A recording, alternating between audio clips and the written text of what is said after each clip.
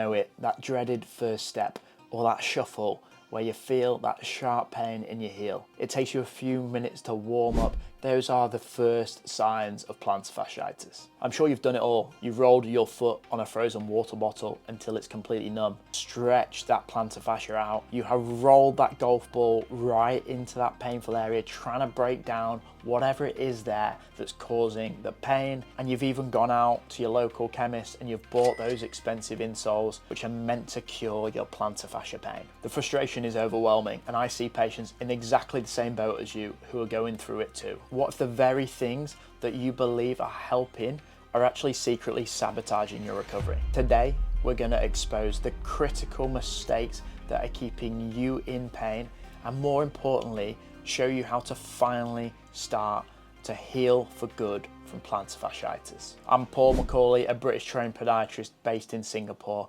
and I love helping people just like you get over your foot pain and improve your foot health. As a podiatrist, I see people walk into my clinic every single day feeling like there's no end to this pain. They say if you have plantar fasciitis for 1 year, you're likely to have it for the next 5 years. But that isn't true. You just need the right guidance to help you get to the end of your heel pain. And the reason is often exactly the same. These people are treating the symptoms and not the exact cause. Let's dive into the first and perhaps the most common mistake that I see from people who have plantar fasciitis come into my clinic. The first huge mistake is chasing the pain with random treatments instead of building a consistent, unified plan. I see patients who have tried a bit of stretching, it feels a bit better, then they skip it for a few days, then that pain returns and they go again. Some days I ice it, some days they don't.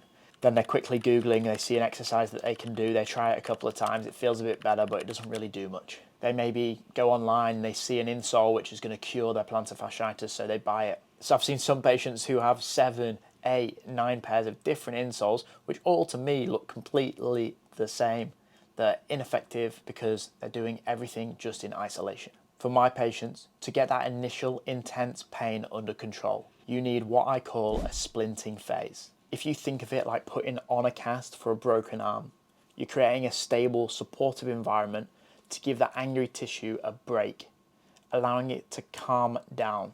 At the moment, your tissue is being injured faster than it's allowing the body to recover. What we want to do is slow down that rate of injury. The rate of recovery is going to overtake that rate of injury, allowing the tissue to get that bit better day after day. And this isn't just one thing. It's about creating a consistent daily program where everything works together. This program may include proper stretching, strategic foot taping, icing correctly, switching to supportive shoes, and carefully managing your activity levels. They have maybe 5 to 10% gain as one, but when we bring them all together, we're getting 50, 60, 70% gains, and we'll actually see that pain come down. My patients in clinic, when we put these together, I see them, first of all, they're usually telling me they got 7, 8 out of 10 pain in the morning. When I see them a month later, we've put all these things together, we are seeing that drop in pain to a 3 out of 10. They're putting this consistent routine together, which is making a great impact. And this also means stopping the things that actively make it worse. One of the most common myths is aggressively digging into your heel with a golf ball to break up the scar tissue. That tissue is already irritated and inflamed. Grinding into it with a lot of pressure is just poking the angry bear. It makes it so much worse. The goal of this first phase isn't to feel better for an hour. It's to build a supportive routine that calms the tissue down to then enable you to move on to fixing the why the pain started in the first place. If you found this information valuable, make sure you give it a like, subscribe, and for more videos just like it, check them out on my channel. Mistake number 2, the rest versus activity dilemma. This brings us to 2 types of people. The people that when this happens, they stop everything. And what happens when they stop everything is they're not loading the tissue at all. And that means that our tissues will all decondition. Not just our plantar fascia, but our calf muscle too. Everything deconditions and becomes weaker. That means when we do then maybe go on holiday, we start walking a bit more, we can no longer tolerate that amount of walking we used to be able to. And now we actually have more pain at a lower load. When your heel pain flares up, the logical voice in your head says, stop everything.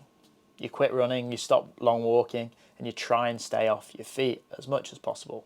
But then when you go back to it, that pain just increases. But person number 2, on the other side of the coin, are the people who try to push through the pain. They stick to their running schedule, maybe even increase it, or stand for 8 hours at work, wincing with every step. This is just as destructive. Pushing through sharp pain will only deepen those micro tears, worsening that scar tissue, worsening the damage, and digging you deeper into a hole of chronic injury. Look, the solution isn't all or nothing. It's about finding that perfect zone of activity. The key is to modify what you do to reduce the strain and not eliminate movement completely. Maybe that means swapping your high impact running for swimming or cycling for a while.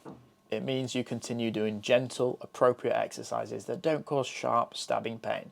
You need to load the tissue just enough to signal it to heal and get stronger, but not so much that you overload it. It's a delicate balance, but it's absolutely critical for recovery. Mistake number 3, your shoes are working against you. If you've seen any of my content in the past, you'll see me talk a lot about footwear when it comes to plantar fasciitis. And when I see my patients in clinic, I see the same patterns. Patients coming to me and they're like, I bought this, I bought that, and it doesn't seem to be getting any better.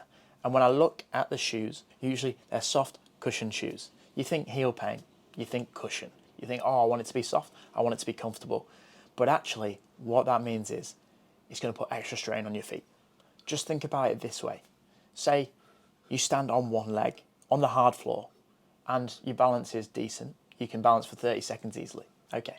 You put a cushion down on the floor, you stand on one leg and you try to balance, and it is very hard to balance. It's really testing you. Maybe you can only last 10 seconds.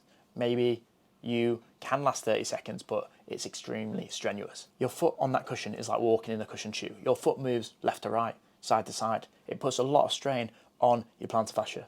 And that excessive strain leads to tiredness. That excessive tiredness can lead to pain, and that can lead to more pain at the end of the day. Now we know with plantar fasciitis, you don't often feel the pain at the end of the day, but when you wake up the next day, that's when you feel it, isn't it? It could be that your shoes are causing a lot of pain. With shoes, I look for stability. I look for a shoe that's going to hold the foot in place nicely. It's going to reduce the amount your foot collapses in. It's going to hold your ankle in place so there's not much wobble side to side. And that is going to make a big difference to your recovery. Number 4, you're stretching the wrong thing.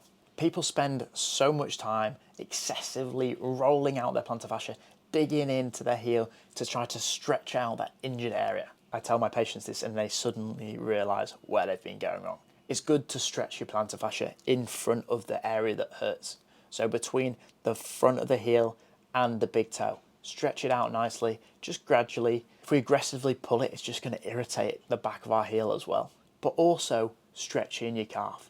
And I don't just mean your gastrocnemius, I also mean your soleus muscle. Both muscles come together, they link into the Achilles, which links into the heel, and the fascia from your calf, it actually goes down underneath the heel and connects near the plantar fascia. So by reducing the strain off that area, it will actually reduce the strain too on your plantar fascia.